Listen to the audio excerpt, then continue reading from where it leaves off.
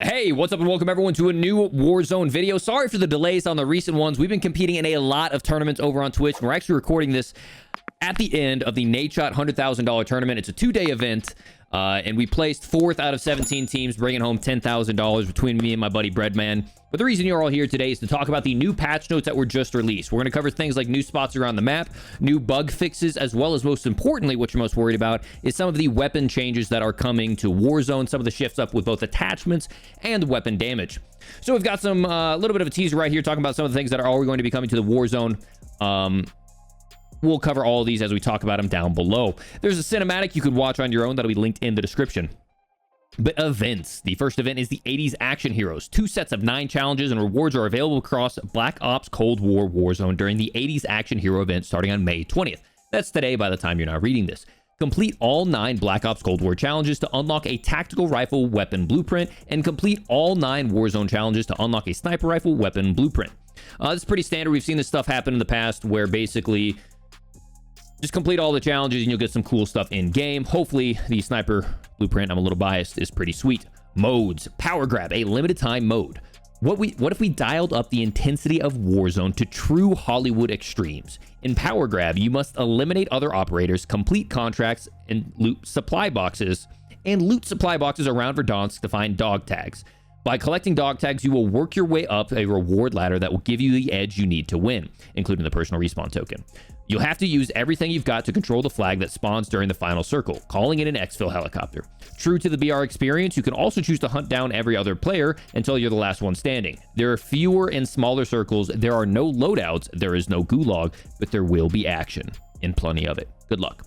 This kind of sounds similar to something they've done in the past where they took out the they didn't take out the option to win being the last alive, but they added these supply helicopters. I forget what they were called, but there was a way you could call in an extract. I believe this was also around the time of like the Juggernaut Royale. So it's pretty sweet. Playlist. They are adding Verdansk Power Grab, getting rid of or adding Plunder Quads, and adding Rebirth Island Resurgence Trios. They are removing Verdansk Committee Royale, Plunder Blood Money Duos, Rebirth Resurge Quads. Map. There's some new points of interest across the map. You see there is a new point of interest inside of downtown, the Nakatomi Plaza. The headquarters of the Nakatomi Plaza Corporation has moved to the sunny Los Angeles to Verdansk's downtown for a limited time. That's nice. Downtown could use some more change-ups, but I don't necessarily know if I want to see more people camping inside of downtown. New area of interest, the survival camps. These are going to be around Verdansk. Numerous campsites have been converted into survival camps as homage to Rambo. First Blood Part 2. I'll be honest, I don't remember the last time I saw that movie, but hopefully we'll find out what they look like. If you guys do want to see that gameplay, make sure to subscribe to me. I'll be providing new gameplay, both of the new game mode and the new maps here on the channel, so make sure to subscribe. New points of interest, the CIA outpost. One of the aircraft hangars in Verdansk northwest sector has been converted into a makeshift CIA outpost, as these agents need a home base to start tracking down the elusive Rambo. So it seems like they're just adding little spots inside of the map. Doesn't seem like they're doing anything too crazy in terms of a map overhaul, but a couple new POIs that shouldn't change up the play of the game. General. Gunsmith customs have been added to Cold War weapons. Customize weapons by borrowing attachments from multiple different blueprint variants. You can swap the appearance of weapon attachments for feature elements to use all of your unlocked blueprints. This is awesome. Not only is it cosmetically beneficial, but for some sites, you know, let's say you hate the tracer or you like a specific barrel, that now is all available because of these blueprint customs. It's about dang time they did that, and now you can also save those as well, so you can load them up even quicker. Stickers and charms are exclusive to Black Ops Cold War. Modern Warfare will only be usable on the respective weapons. You can't mix and match those. Gameplay. Added the new combat bow kill streak to the following Verdansk modes: Core BR, Plunder, and Power Grab. Bro, I'm gonna go back to my Hanzo days. Those of you who don't know, I was an original Overwatch streamer, content creator, so it could be a pretty cool opportunity to see me running around with a new combat bow. Stop and power field upgrades. Spawn rates have been reduced substantially across all modes. Amazing. They tweeted about this the other day that they were going to be nerfing stop and power. It looks like they are nerfing it even harder, both with the spawn rates and hopefully something else to see. It says, given stop and power's efficacy and lack of counterplay options, we felt its power level was at odds with its availability. We want to create more scenarios where the measured choice about how and when to utilize field upgrades is not just rewarded, but encouraged. There was hardly an incorrect way to apply stop and power, which we felt took away from the satisfaction of the optimal or strategic use. Our hope, by drastically reducing its presence within Warzone, is that we introduce a small strategy-based control. Those who loot efficiently will increase their odds of finding it. So that's awesome. I still think stopping power is really obnoxious. It just shouldn't exist in the game. I shouldn't lose a gunfight that I otherwise would win because you found an RNG loot item. But at the very least, they are admitting that it's too abundant and nerfing the spawn rate drastically, in their words, substantially. We'll also be making important adjustments to solo BR modes in the near future. Keep an eye out for Twitter for more. I'm hoping, I would love it if they made solo only available. 45 seconds left on the train. If they made solos stimulus. If stimulus modes were permanent in solos, I would have so much fun. But I imagine they're probably going to be doing stuff to affect the Bertha, because that's been a pretty big issue in the past.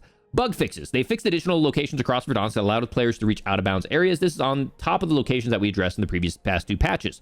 They fixed an issue that caused the gas mask to become unbreakable after a player's first death with a gas mask equipped. That's where the basically just sits there on your face permanently. They fixed the bug that caused Activision IDs not to always appear in the kill cam or when spectating or without the option enabled. This is very useful for tournament players for tracking down hackers and specific COD trackers. Fixed an issue where scavenger challenges weren't correctly referencing the summit POI. Never had that happen. Fixed an issue where loadout drops would fall through the salt pools. Never been over there. Fixed an issue where sparks was not visible on the operator select option menu. Okay, don't really care about that. Don't care. Fixed the bug where the bullfrog was receiving unintended amount of bullet velocity, so maybe a possible small bullfrog nerf. And fixed the incorrect magazine names for the FAR-83 because there were 60 rounds, but they were saying there were only 50 rounds in the actual description, but they were 60 rounds when you got them in game. Accessibility. Most non-verbal sounds are now called out in subtitles. Interesting. Added HOH-like subtitles for baked-in graphics on cinematics. Not sure what that means. Added a new accessibility option in the menu. This menu provides a pared-down list of settings which are specifically oriented towards accessibility. Players can access this menu from the main Blades menu immediately upon launching the game. Some of the things that they may be talking about here are things like colorblind. I know they were doing things for some things for like sound settings. We'll have to check that out later. HOH, hard of hearing. Thank you. Interesting. I'm wondering if any of those can be used to help out with not being able to hear footsteps in this game, but we'll see. Core to our philosophy is ensuring all players across a broad spectrum of availability and disability are able to play and enjoy our content. The addition of accessibility options menu supports the vision by bringing the visibility to available options while increasing ease of access. More information on Warzone's accessibility features can be found on the Warzone Accessibility FAQ. Weapons. This is what we're most excited about. New weapons, the ballistic knife. Built for stealth kills for medium, multiple distances, this versatile weapon allows for melee attacks up close and projectile blades from a short to medium ranges. Hopefully this is like a 2-shot kill and doesn't one-shot someone with a ballistic knife. I would lose my mind if that was the case. The AMP-63, a lot of us are worried about this because we saw the Cyclops, and now we have the AMP-63, which is a fully automatic pistol. Expect this weapon to output high amounts of damage in a short period of time, thanks to its full auto nature, which makes it highly effective in close quarters. I would assume that they've learned the lesson from the Cyclops and significantly nerfed the damage for Akimbo and significantly nerfed the movement speed for Akimbo. We'll have to see if this is the case. We'll let guys like JGod do the testing, but it gives me anxiety. They have made some adjustments to weapons. It looks like snipers are getting buffed. The Cold War AK-47 kind of got some, or AK-74 got some small changes. Tundra, Swiss, M82, ZRG all got buffed, as well as the PPSH, which got apparently a double arrow buff, which is nice because it's a ground loot weapon. The AK-74U. The neck multiplier is increased from 1 to 1.4. Sprint fire velocity increased by 20%. Bullet velocity decreased by 15, and maximum damage range decreased by 25. That's interesting because the Cold War AK-74 had such incredible bullet velocity that with certain attachments, it was higher than sniper rifles. So by giving us better damage, better sprint to fire, it might actually be a more viable SMG. We'll see if that slides into the meta. The AK-74 stats were well beyond what one might expect for an SMG. We are reining in the other lines with other weapons of its class, less bullet velocity, less damage range, more sprint to fire speed. While some of these changes may seem like the AK-70 received a drastic reduction in efficacy, we believe these stats are not meaningful to the SMG class, right? Because you're so damn close when compared to the handling and time to kill. With unparalleled maximum damage, locational multipliers, and an unforgiving rate of fire, the AK-74U is now the epitome of high-risk, high-reward SMGs. Interesting. I wonder why they call it high-risk, high-reward when it's got a fairly fast time to kill and decent magazine size. We'll have to see with that neck multiplier if that makes it pretty viable. The ppsh, the double buff, maximum damage range increased. Sorry, maximum damage increased from 27 to 28, and the damage range has been increased by 3.8%. We believe the ppsh is on the brink of being able to contest with some of those strongest SMGs. This damage bunch will undoubtedly have the ppsh 41 joining other high-tier SMGs as a contender for that top spot. We'll have to see how it plays out. I'm still personally not impressed with the ppsh, especially its movement characteristics. But it seems like they're in a really good spot. I've been saying for a while I don't want to see weapons buffed. I want to see a whole bunch of weapons nerfed, so it brings everything together. But these were relatively irrelevant. So as long as we're not buffing guns like the AMAX or the FFAR, or guns that are like meta or near top meta, this is a welcome change just to make it even more of a diverse meta, which is awesome to see. Snipers. All Cold War Black Ops sniper-based optics have been adjusted. I wonder what that means. Sniper Rifle Charlie, the semi-auto, M82. Bullet velocity increased. Extremity multipliers increased. Rate of fire decreased. Wow! From 0.33 to 0.83. We found that the Sniper Rifle Charlie feels much more satisfying to use as a heavy-duty semi-auto sniper. We will continue to push that direction until we reach a satisfactory balance between identity and efficacy. Wow, the rate of fire was decreased a lot, but the bullet velocity was increased. Keep in mind there was a patch earlier in the week that buffed the combat recon barrel. The combat recon barrel is now stronger. All Cold War weapons have a faster, all Cold War snipers have a faster bullet velocity, and then they increased it as well. The LW3 Tundra aiming stability has been increased. The LW3 Tundra did not have much holding it back beyond its ADS speed and aiming stability. With this change to its aiming stability and the availability of the ADS speed attachments, the LW3 Tundra will most assuredly become an excellent versatile option for those that prefer to keep their enemies at a distance. One thing I really hated about the LW3 Tundra was when you were aiming down sight, and especially when you were walking, you would just have this terrible sway. On top of the fact that I don't like the reticle that much anyways, and you can't go into the default reticle and press customize like you can with the HDR and get like the cross thread attachment. At least they're giving it more stable, but I really do hope when they say snipe optics have been adjusted that they're allowing that to be customized to something better than what they have. The Swiss K31, the wannabe Kar98. The flinch resistance greatly increased. ADS speed increased slightly. Aiming stability increased.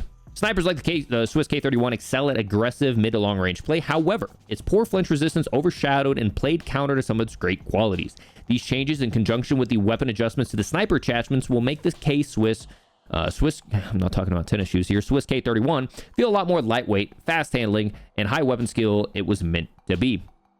So it's basically just going to become another Kar98. Better flinch resistance like most marksman rifles have, even though it's technically a sniper rifle. If you guys don't know, marksman rifles have great flinch resistance, where sniper rifles do not with modern warfare weapons. More aiming stability and faster aim down sight. The ZRG, dear lord, it just got a fat buff. Bullet penetration increased. Upper torso multiplier increased from 1.25 to 1.7. Lower torso 1.15 to 1.25. Extremity 0.9 to 1.0. ADS decreased, so it's a little bit slower ADS. Bullet velocity decreased, barely 2%. Move speed decreased. It's a pretty heavy gun. And ADS move speed decreased. The feel of a weapon is important to us, and the ZRG 20mm, while fun, was not quite where we wanted it. We are doubling down on its identity as a highest caliber sniper in Verdansk. It's a fucking 20mm. We want you to really feel like you are firing an anti-material round. In order to achieve this, we have made the weapon heavier and increased the bullet penetration. Now players on the receiving end of a ZRG 20mm will need to consider the width of objects that they're using for cover. We find this both gets the wielder and their opponent thinking about the game in different and interesting ways, which is something we always aim to promote. This could be really interesting, except for in the one circumstance that I'm sure you're all thinking about, and that is cheaters. Cheaters having something with crazy bullet penetration could be terrifying, but it is pretty slow to move around with, so it shouldn't be too much of a threat. Next up, attachments. They made a lot of adjustments to attachments. I'm going to run through these as fast as I possibly can. Muzzles, flash guard. The vertical recoil control has increased slightly. Suppressors. Note, and I think this is just the base suppressor, not the agency suppressor. No longer reduces bullet velocity, now increases bullet velocity, increases ADS speed. It makes it faster aim down sight, and increases sprint to fire? What? I'm guessing this is just the base suppressor, not the agency suppressor. We expect this relatively unassuming change to have widespread effects. The suppressor now offers you another viable attachment choice in the muzzle category with focus on different stats. For example, where effective damage range is less of a priority, submachine guns, you would almost certainly take the suppressor. Or perhaps have more than bullet velocity. Or perhaps if you have more than enough bullet velocity, the ZRG, and you want to shore up a weakness in handling, wow, these are types of compelling decisions we want to continue to develop. Interesting. So rather than like the monolithic suppressor, the agency suppressor that helps out with damage range, the standard suppressor makes your ADS faster, increases your sprint to fire, and increases your bullet velocity. So this is like a close range dream. Huh. So it's actually making it more maneuverable. That's really, really interesting. Thank you for saving the train. I love you. Lasers, the soft target designator. No longer increases effective damage range. Now increases aiming stability. ADS move speed multiplier increased. Interesting. ADS move speed. I'm wondering if this is their version of attack laser. Ember sighting point. No longer increases effective damage range. Now greatly increases stability. ADS move speed multiplier increased. Steady aim laser. No longer decreases hip fire spread. Now increases ADS speed. There it is. The steady aim laser is now their version of the tac laser. The SWAT 5 milliwatt laser snipers no longer decreases hip spread. No longer decreases ADS speed. Now increases stability. Now greatly increases ADS speed. The SWAT 5 milliwatt laser is the new tac laser. If you're running a sniper, you want it to be snappier, this is the way to run it. We're going to have some new class videos coming out about all the new classes to run, all the new attachments to run with it, so make sure you're subscribed and updated on all that. The Black Ops Cold War snipers desperately needed more value attachments, namely, more attachments that provide stats that are relevant to snipers. We feel this change to the attachments on the base sniper optics will make these Black Ops Cold War snipers far more competitive and enjoyable to use. Rear grips, the airborne GRU elastic grip. The aiming stability has been increased. That is a buff. Generally, we are pleased with the level of weapon diversity we have observed. As we look forward, at the top of our list is the look and feel of Black Ops Cold War optics and Warzone. We think we have some additional adjustments there that will continue to push the weapon diversity even further. Additionally, we'll be continuing our efforts on identifying and addressing attachment categories that do not support meaningful exploration and build diversity. Some of the things they were talking about there. Why the heck do we have an ember sighting point that's going to increase our damage range when we're using a sniper? Why do we need an effective damage range for a flashlight? And so then they rework things to add us more stability, or in the case of the 5 milliwatt laser, like why are we adding hip fire on a sniper? Now we actually get that for a faster ADS and a faster aiming stability. So I think these are fantastic, and the descriptions they're giving for all this are incredible. Raven has really, really made a U-turn, and I'm very, very pleased. New operators, they've got Rambo, John McClane. I'm not going to read through those. New operator bundles as well. Looks like a AK, a Stoner, I believe. I think that's a Krieg. And download 14 gigs, 15 gigs on Xbox, and 15 gigs on PC. Remember, the Black Ops Cold War download is not necessary. And there we are. Hell of a job from Raven Software. It looks like they're really, really starting to turn things around with how they're running these patch notes. I really think they're doing a nice job of integrating everything. The meta's in the best spot it's ever been, and they continue to make steps in the right direction. But ladies and gentlemen, if you enjoyed today's video, make sure to drop a like on it. If you watched today's tournament where we absolutely fried out, make sure to like this video. If you didn't and you missed out on the tournament, what are you doing? Click on the link in the description. Follow me over on Twitch, because we just put on an absolute show. And out of day 1, 17 teams, only the top 8 qualified. And then day 2, we made it all the way to top 4. Possibly could have made it to top 3, but there were some